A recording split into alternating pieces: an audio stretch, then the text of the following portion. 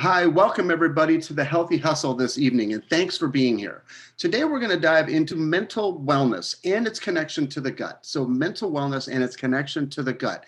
And this afternoon, we have a perfect person to help educate us on the topic, Dr. John Taylor. And so, Dr. John Taylor is a prominent authority on ADHD and related conditions and a very strong advocate of incorporating nutritional and tox insulation factors into treatment plans for individuals with such conditions. In addition to having dozens of journal articles, he is the author of over 20 books and several CD productions. And you can learn more about Dr. Taylor at www.parentology.guide.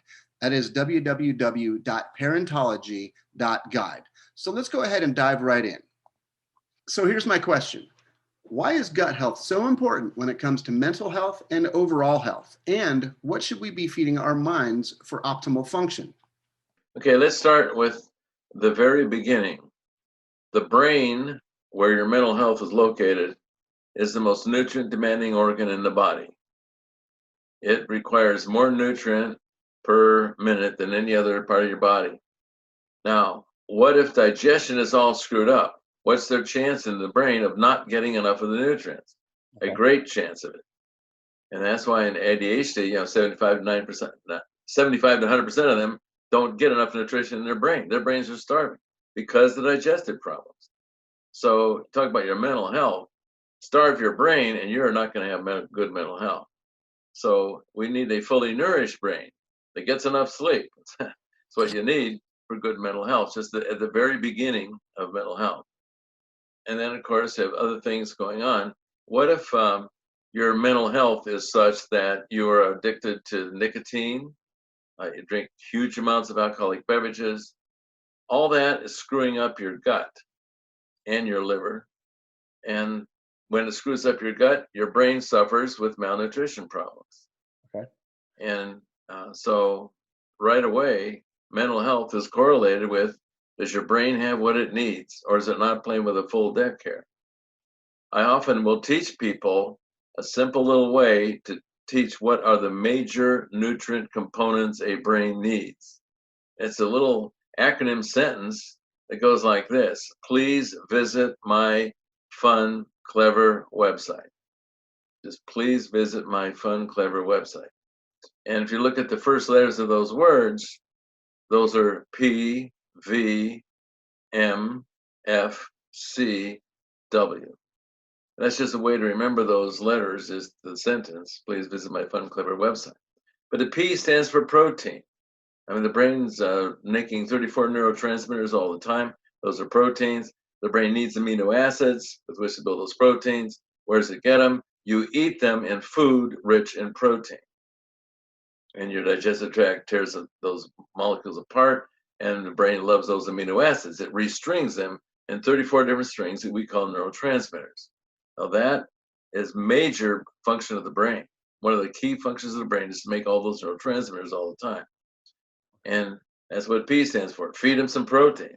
How can a brain make proteins if you don't give it any amino acids to build them with? V is vitamins. And your brain needs every single vitamin. There's no vitamin your brain doesn't need every day. M, minerals. Your brain needs 40 minerals every day. And F, fatty acids. Now your brain is over 50% fat. It's actually a fatty organ. Billions of brain cells there. They need to be repaired constantly. Those myelin sheaths need to be repaired with what? The building blocks of fat. And also, those fatty acids moisturize the cell walls so your brain can get rid of toxins and absorb the nutrients. And so without enough fatty acids, you're a dead duck, so to speak, in terms of your brain function. Okay. Fortunately, every plant has fatty acids in it.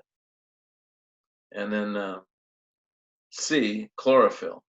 Your brain has three major ways to get rid of the toxins that automatically builds up every day because of all the chemical activity of those nerve cells.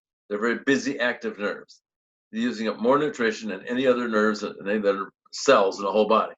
Okay. And so, like a truck engine, they produce a lot of toxins. Sleep is one way your brain gets rid of those. Water, enough water, gets rid of them. And chlorophyll aids the whole thing because chlorophyll flushes things out. And then finally, the last word is W, water, the thing the brain needs. So I teach people those 6 nutrients, make sure the child has enough of those 6 basic nutrients, automatically just do that. Believe it or not, if all you do is give them those 6 nutrients, symptoms will go down rather dramatically in most people with autism and ADHD. Just give the brain sort of a baseline of nutrient. That proves how crucial nutrition is, especially those conditions where the brain just doesn't have the nutrients it needs. Okay, and I understand that you regularly recommend 2 products, acidophilus and organic wild microalgae. Why are these 2 products so important when it comes to mental function? Your gut has about 400 species of good guy bacteria in it. They basically kill off the bad guys. And the bad guys are 5. You got 5 categories of bad guys who have a small branch office in your gut.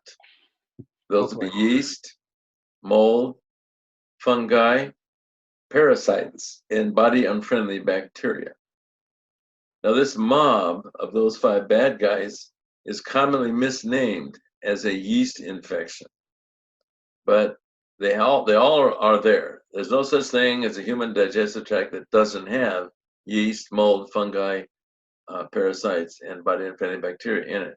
The reason for that, if you're ready for another gory reference, is that when you die, they stay alive and they start digesting your whole body, and your body's decomposed then. So you're carrying around your own undertaker with you in your digestive tract. And your digestive tract, believe it or not, is supposed to have that little branch office. Let's keep it as a branch office, though, for now. Okay. Okay. But you're actually supposed to have it there. And now, we don't want it getting too big for its britches. We don't want this branch office of those 5 bad guys becoming an invading army to coat all the villi in your intestines. That would be that famous yeast infection.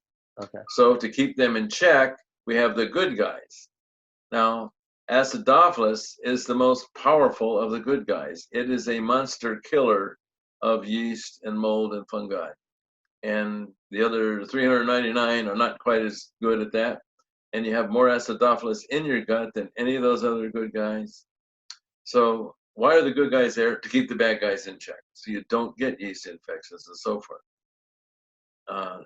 But everybody has that little branch office in there, and that's for when they die. So is acidophilus important? Yes. That's why you have more of it than anything else. It's the best monster killer you have. It's the best keeper of the bad guys in check that you have. So they only have a small branch office representation. Okay. There you go. That's why acidophilus. Okay, and then the addition of microalgae then. So the 2 of those working together, how are those? Yes. When the scientist who discovered that, he shared it with me. He was so excited that when he actually add the microalgae from New Earth, that the acidophilus he was measuring reproduced faster. So the whole business of having your good guys there is goosed by the presence of the edible microalgae from New Earth. And he was so excited about it. He was telling me about it. I already knew it, so I accepted it from him. But he was just like a kid found his favorite toy in a candy store when he was sharing with me this thing he had discovered, that indeed the microalgae from New Earth gooses the reproduction rate of those good guys. It allows you to have a strong army to defend yourself stronger. That's good news. If someone asks you, how do you get a strong counter army to defend against the yeast infection? You make sure the acidophilus reproduces fast and so forth. What better way to do that? Hey, pills, capsules that allow acidophilus to actually grow and reproduce faster than it otherwise would. Great. Yeah, which has its protective and digestive benefits, plus the microalgae that also helps in the human body, as well as helping reinforce the development and proliferation of the acidophilus in the gut too. Mm-hmm. Yeah. Thank you so much, Dr. Taylor, for joining us this evening, and thanks everybody else for joining us this evening. That's such incredible information. Thanks again for attending, and we'll see you on the next episode.